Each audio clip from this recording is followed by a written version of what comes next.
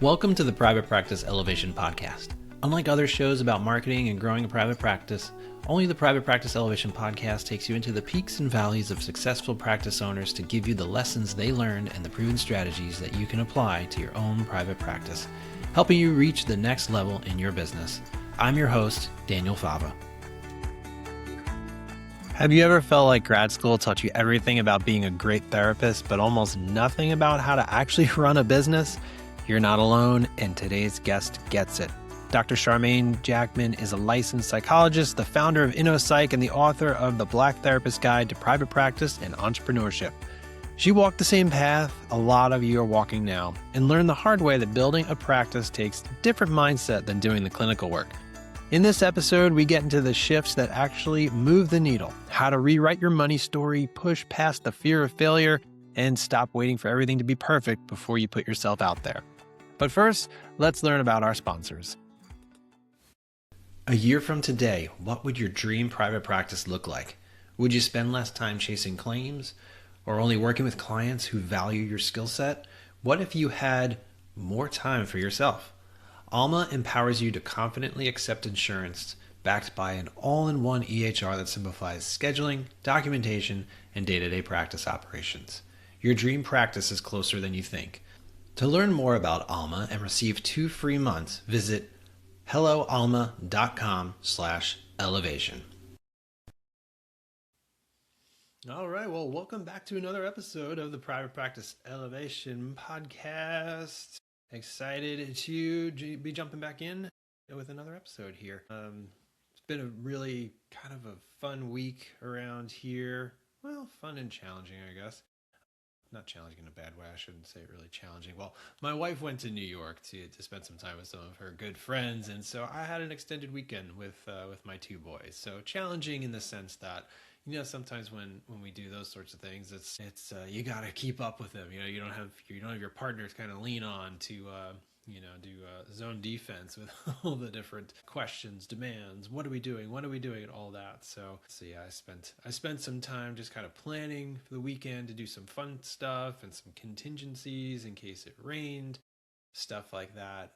But we had a great weekend. I think one of my highlights was that on Saturday we went out for burgers. We were talking about burgers, and the boys were like, "Yeah, boys burgers. It's boys burger time." So me and Caleb and Samuel, we went to a new burger place near our house, and so we did that. And then the plan was, let's come home and let's watch Star Wars for the first time. And so my boys are 5 and 9. And my oldest, he's always been kind of a little bit, like sensitive to conflict and stories and stuff like that. So while probably most of his friends has probably already seen Star Wars, he just wasn't really ready for it. And so, we started with the original Star Wars, and my youngest, he's just kind of game for anything. Like, he doesn't really get fazed by conflict. He's the one who's like more fighting with swords and doing that sort of stuff. So he's like kind of totally cool with it. And so they know the characters, they know a little bit about it, but it was fun to watch Star Wars with them. I'm really into stories, and I'm really into fantasy stuff. So, and I hadn't seen it in a long time as well. And so I was a little nervous because I know parts of it, 1977, like stories, they moved a little bit slower back then. And obviously the effects are different, but I'm really trying to educate them. Like, this is why we have special effects in movies, is because it started with Star Wars, stuff like that. So they enjoyed it. It was a lot of fun. The hardest part was probably every time a new creature came on the screen, my 5-year-old said, "What's that? What's that? What's that?" I'm like, "I don't know. It's just a weird looking dinosaur type thing that the stormtroopers are riding on. I don't know, buddy." So we had a really good time, but obviously everyone's happy that mom is back home, and I'm a little bit jealous that she got to go to New York. She's been to New York to see her friends more times than I've been back to New York, and I was born and raised in New York. She's from Tampa. I'm a little bit jealous of that. My parents, they retired to Virginia, so there just hasn't been a lot of opportunity for me to go back to New York. But hopefully in the next year or two, we definitely want to take the boys to for like a New York City trip and do the fun stuff. Hopefully go to a New York Rangers hockey game. That's my team, and I actually have never seen the Rangers play in Madison Square Garden because my parents just they just didn't take us into the city. The city was kind of my thing and my brother's thing, and we'd go to see our punk rock concerts and explore and do things.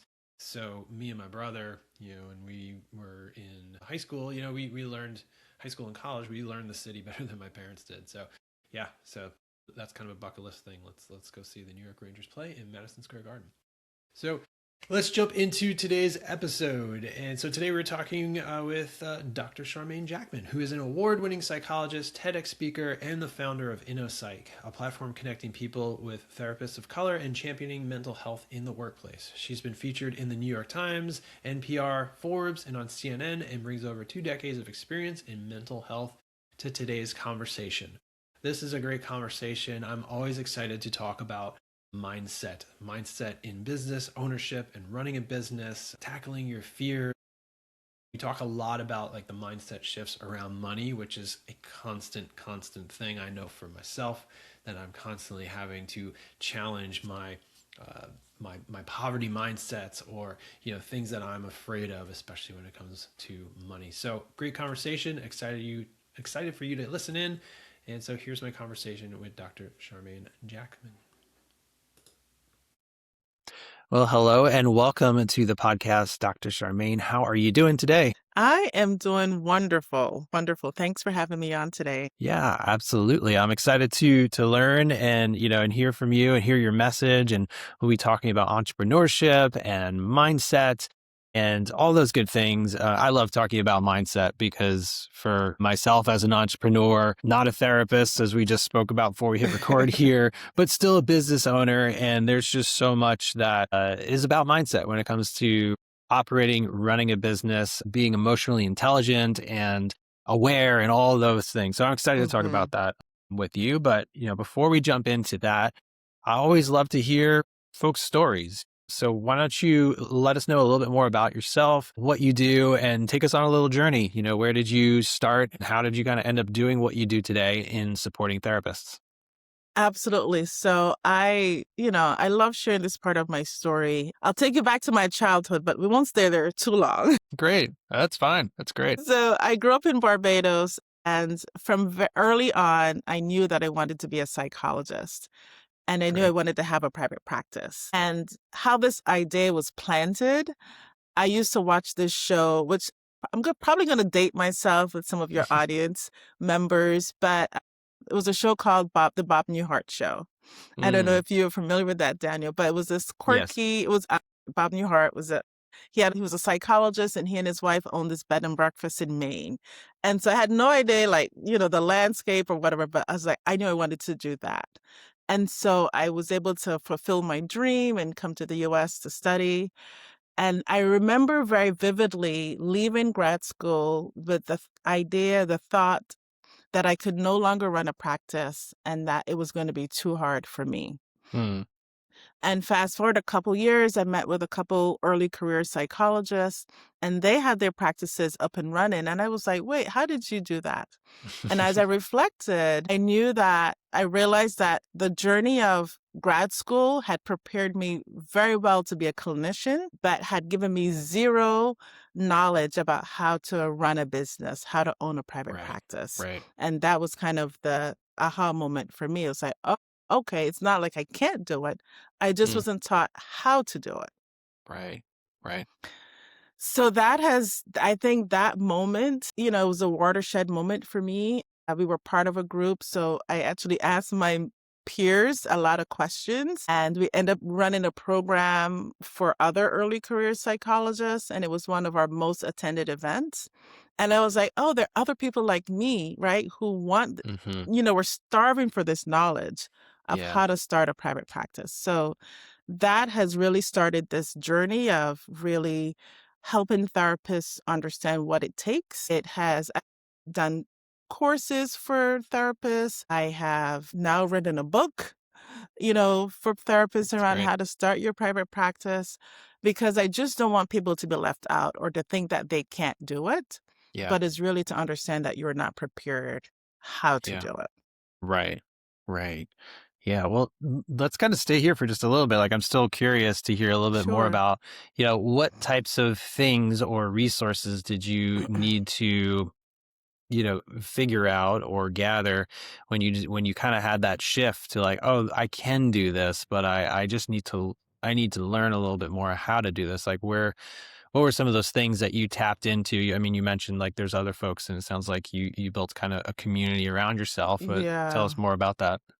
Yeah, I think it was I literally didn't know like where to start. I literally didn't know where to start. And Hmm. so they were my friends or colleagues who I acknowledge in my book because I feel like, that was their first start. And if they had been selfish with their knowledge, I don't know where I would be right now. But it was even like, here's what you do. You get credentialed, right? And here's a form that when you're meeting with after you meet with here's how you submit your claims, right? And it was just like little things that, and the knowledge was, not very visible. Yeah. So, they just kind of walked me through those steps, like kind of those, here's how you get your EIN number, go down to your city hall and register your business, right? It was just all these little steps Yeah. that on the face of it weren't really hard.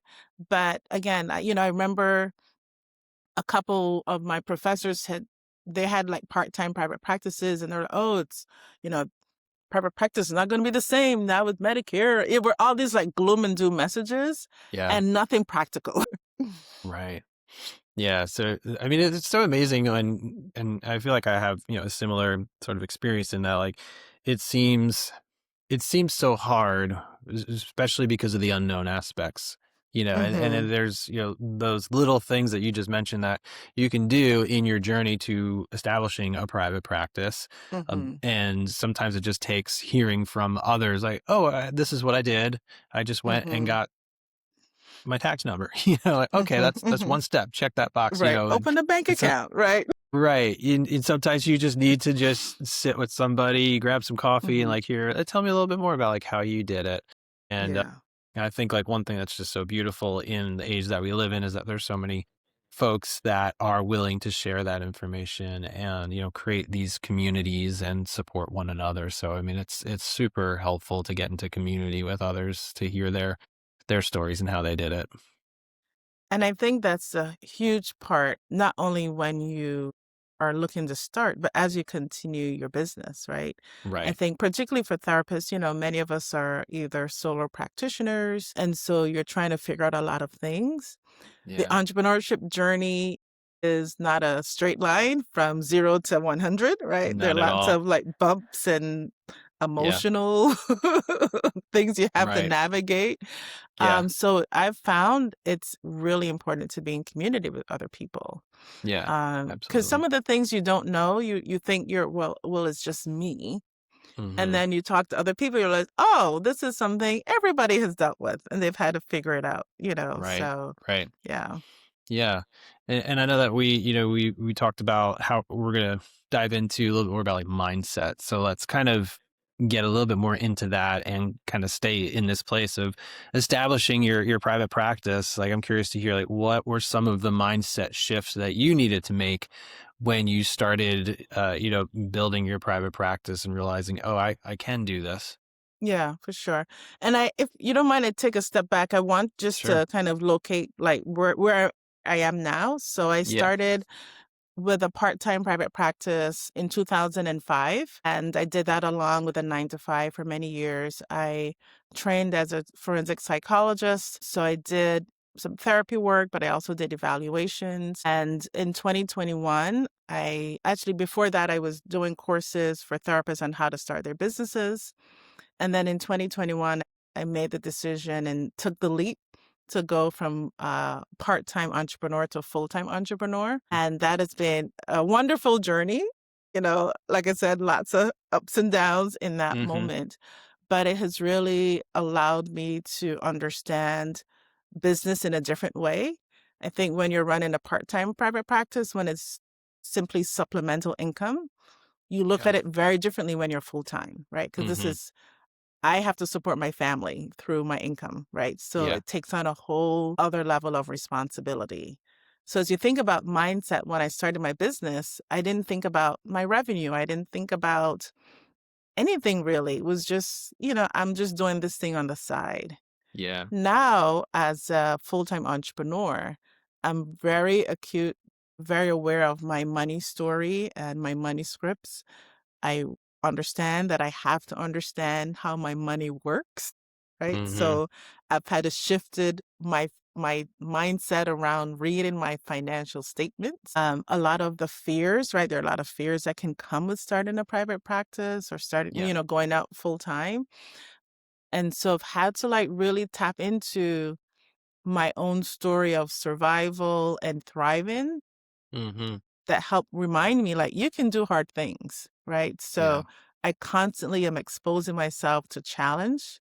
So when I hit those when those like little obstacles, right? Yeah. Do I just slink away and hide, or do I face Mm-hmm. those head Yeah. on? So Yeah. those are some of the things I've navigated. And I talk a lot about mindsets in my book. Mm-hmm. I would say half of the book is really about mindset shifts and how to overcome fears and your money Yeah. beliefs. And then we go into some of the practical parts about starting and growing your business. Yeah. Great. Well, let's dig into that. I mean, you mentioned about money scripts and like what I forget how you worded it, like story of your money, like that Hmm. I know is that's a big thing for a lot of people. So take us into that. Like, where do you start with somebody, who is maybe struggling with that? Is like, I don't want to look at the bank account. And how do you start building, that muscle of Hmm. just being able to understand what is the money and the revenue telling me, and what do I do with that? Yeah, for sure. So this is actually one of the favorite things that I love about working with therapists. And it was actually when I did my book proposal, it was the first it was a chapter that I wrote to submit to get the book approved. Mm-hmm. Um, so some of the things that I have, so I used to think, I'll talk about my money story. So I was raised to save money, right? And I thought that was a good thing, right? Mm-hmm. I wasn't thrifty. I wasn't like, I didn't splurge money, right? I was very thoughtful about what I spent my money on. I would save money. And then once I got into business, I started to do that too. So like I remember building my own website, right? This was Mm-hmm. back in the day where there were no templates and things like that, right? So Yeah. it took me, I don't know, maybe months to do it. And I know that's something that you help therapists with, Danielle, Mm-hmm. right? So imagine this therapist who's starting her practice and she's spending time building a website to save money, Right. right? Yeah. But what I realized, the math wasn't working because I was wasting a lot of time Yeah. into something I wasn't an expert in. Right. And so I learned that saving money isn't always the only message, right? Because I didn't look at the other side of that. I could actually use that time. I could outsource that to someone like you, Daniel, and then use that time to actually be in revenue generating activities. Right. So the saving money message got me this far, but it wasn't going to help my business grow. So I Right. had to like reevaluate that. So I do the similar thing with coaching clients. I will have them calculate your net worth. And that requires you to think about all your income sources, your expenses. And I remember one of my clients talked about she didn't realize how much money she was spending on Amazon. Like that Mm. exercise of calculating your net Yeah. worth is humbling, right? Sometimes you see like what you have and it shows you how you spend your money.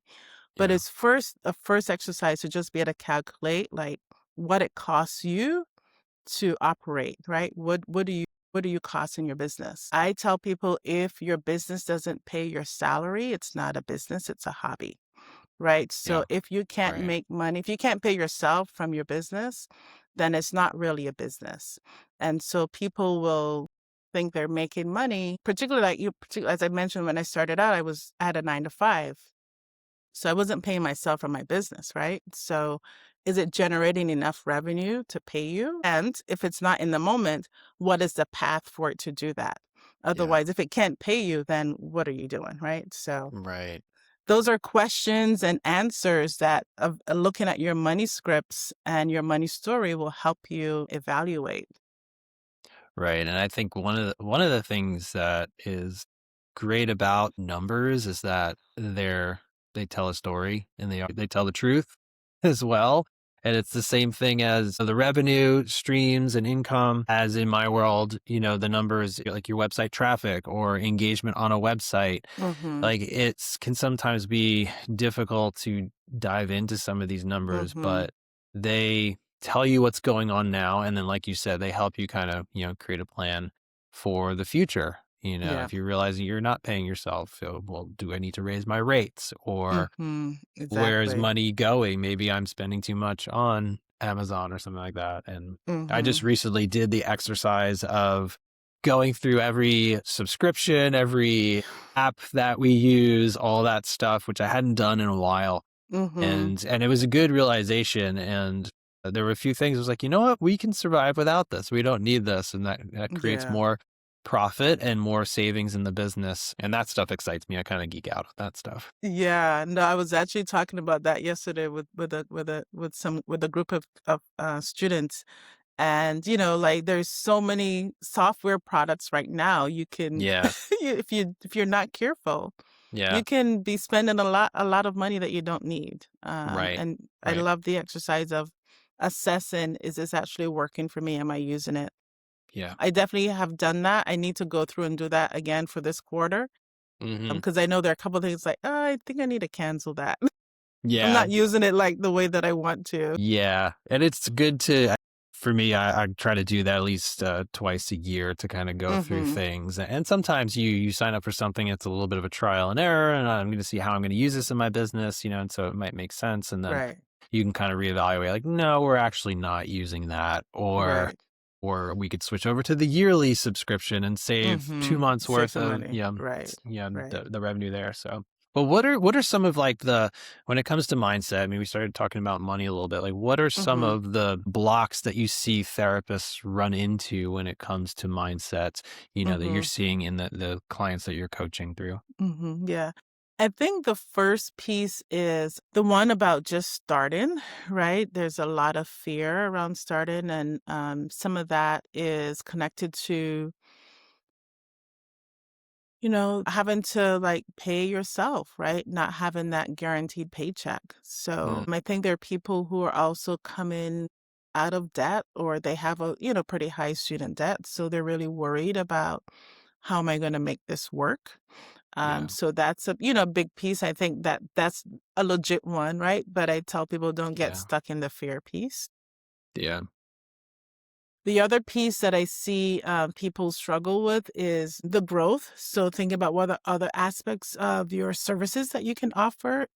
Excuse me. So like I have grown to love speaking, grown to love public speaking.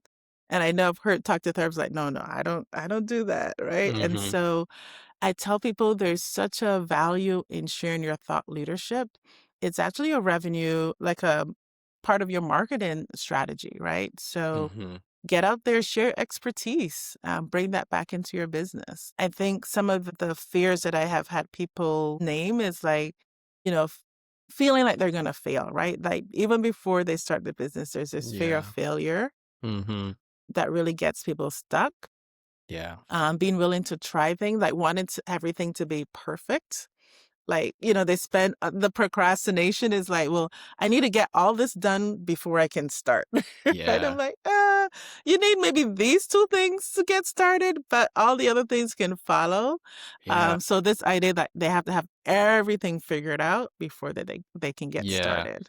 We see that a lot with the work that we do when it comes to building websites. Not a Mm-hmm. lot, but I mean it's common, and it's funny because I think it's a personality thing for me when it comes to like websites and marketing. Like Yeah.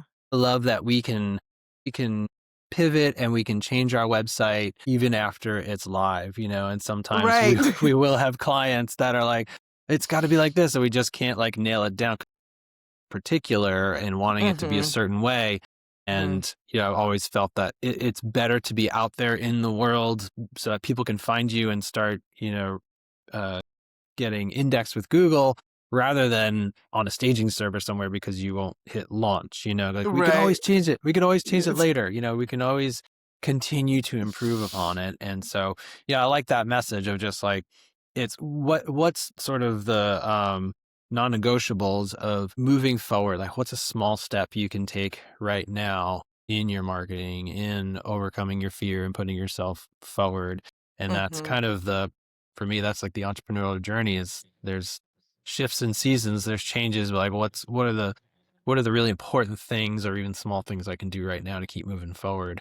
Absolutely. And so one of those, yeah, and I think that, and I'll tell you, I'm one of those. Maybe I'm still a little bit like I'm very particular, but I've had to learn. I've gone through a number of accelerators, and they're like, get it out there, Hmm. get feedback. People will Yeah. give you feedback, right? Yeah, that's good. So it's like, don't get it perfect, because also sometimes you're operating in this echo chamber where you're not Hmm. really even know like how people are going to react to it. So Yeah. get it out there, get feedback, see how people are responding, and then you make the tweaks as you go.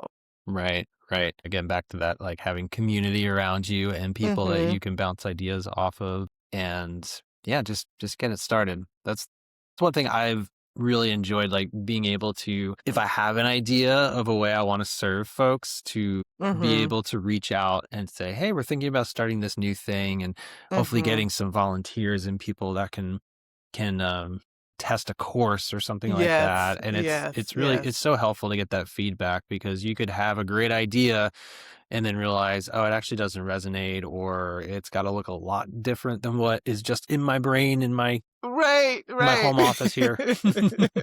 Yeah. Exactly, Yeah. exactly. Well, I also wanted to, I'm just curious as well, like spending some time on your website and seeing Mhm, your work and your messaging. You work a lot with BIPOC therapists. And so I'm just curious to mhm, hear a little bit more about, that work and how you're helping folks with their mindset, specifically for Black therapists. And I know you've got a directory on your website, which is great. So tell us more mhm, about that mhm, work, and also kind of mhm. tying together mindset as well for that demographic. Yeah, so one of the things that, my focus has, I would say I was kind of leaning to my own story. And as I mentioned Mm-hmm. when we started, I didn't have a lot of mentors who looked like me who were in private practice. So it's definitely changed a lot now. But when I started out, there were very few people. And Mm-hmm. so one of the things that one of my mentors brought me in to do a training with some early students who were in training. And I actually did a course on personal branding. And I had gone through this professional development and had learned about personal branding, and it was like mind blowing for me. And Mm. so I'm like, I got to tell people about this, right? That's kind of how I am about knowledge. Like I don't just keep stuff to myself. I'm like, Yeah. how do I share, right? So I started a lot with the personal branding piece because seeing yourself as a brand was like, again, it was mind blowing for me. And some of the things that actually stood out for me, particularly how I was raised culturally, were like, you don't talk about yourself, you don't promote yourself. Mm. And so I realized how that had in some ways hampered my own trajectory, my career trajectory, because we're Right. supposed to be humble, right? We're supposed to be humble, and people are Yeah. supposed to see our great value. And I realized in this culture, you have to tell people what you do. Right. So a lot of my messaging then for therapists was around really understanding themselves as a brand and thinking about how do you communicate to people who are making decisions about you, what your value is, whether that's clients or supervisors. You Yeah. have to get people you have to share that with folks. So it started out with that piece Mhm. and how that has transitioned into the business part. It's very similar, right? I have a lot of people who, even myself, right? I'm very like, when I have to do a video, I'm like, oh my God, I got to do a video. And like all these things, like, am I going to sound okay? I'm going to sound Yeah. all these things, all these like, tapes that we have going on. Mhm. And I do it and then it's fine, right? It's like, Right. why was that such a thing? Yeah. But I hear people really struggle with that. Like, I don't really like social media. What if people are not going, don't like what I have to say, or they don't, hit the like button, right? And I'm like, you can't worry about all of that. You have to think Mhm. about the message that you're trying to put forth and go with that. I think Yeah. people do want to hear what you have to say. And I think it's part of our training, right? It's very risk averse. So I think that really, excuse me, overcoming a cold here. We're so risk averse. We think about the ethics and we think about our customers, which are our clients, which I think is great. Yeah. But it shouldn't also hamper us. Because I tell people, like, look at all the influencers out there who don't have a degree, who Yeah. are telling people all kinds of things. Like, Mhm. we are the ones who need to be on the front lines sharing the Yeah. knowledge because we went to school for it. Right. So I tell people, like, you really have to like overcome that fear and just you do it and you get better. Yeah. Tell people, don't go look at my 2020 videos that I made during COVID. I've grown so much, right? But you have to Mhm. start somewhere. Yeah, absolutely. Yeah, that's a good like mindset shift around marketing too is, again, just like start somewhere and keep moving forward, keep putting it out there. And one thing that I know I've, struggled with myself too, like talking about myself or talking about what we do is realizing that I have a responsibility. Like there's people that we can serve and we are Mm-hmm. gifted to serve. And in the end, with what we do at Private Practice Elevation, it helps our clients get found by their clients, and so for us, Mm-hmm. it's very tied to that mission of, mental health and making sure that people get the access to mental health, that they need, and so it's really trying to stay close to that, reminding myself of that mission, especially in the hard days Absolutely. and difficult challenges and just navigating, just the team or clients and, all that stuff. It's like staying close to that mission and reminding myself we have a responsibility to reach our ideal clients because it helps them reach their ideal clients, Absolutely. That part, right? That part. And that's the thing I tell people. If you don't tell people what you do, how are they going to find you? Right, How are you right. going to help them? Yeah. And that plays into also like search engine optimization and what we do. Like there's people come to us with websites that are just very dry, Mm-hmm. informational, which is a good starting point, but we Mm-hmm. also need to talk more about why are you uniquely skilled to help your ideal Mm-hmm. client? And that goes into story and sharing your journey, sharing your expertise and, all those aspects, not just information and modalities you use, but really Yeah. connecting with those ideal clients. Yeah. Yeah. No, absolutely. Absolutely. All right. Well, this has been just a great conversation, Dr. Charmain. Really enjoyed it, and really, I'm curious. We're kind of thinking about like takeaways from this conversation. Like, what's one sort of mindset shift or thing you want to leave people with just to encourage them today? Yeah, I think I work a lot on habits, right? Like what are, particularly as an entrepreneur, like what are the habits you're building in your daily life that help promote success, whether it's your well-being, whether it's, reaching out to prospects, right? So how are you systemizing that? But the main thing I tell people is like just baby steps. Take one step at a time. You don't have to do the whole, have to eat the whole pie, in one Right. sitting, right? Yeah. Take small bites because I think that piece about like having to solve everything right now can be overwhelming.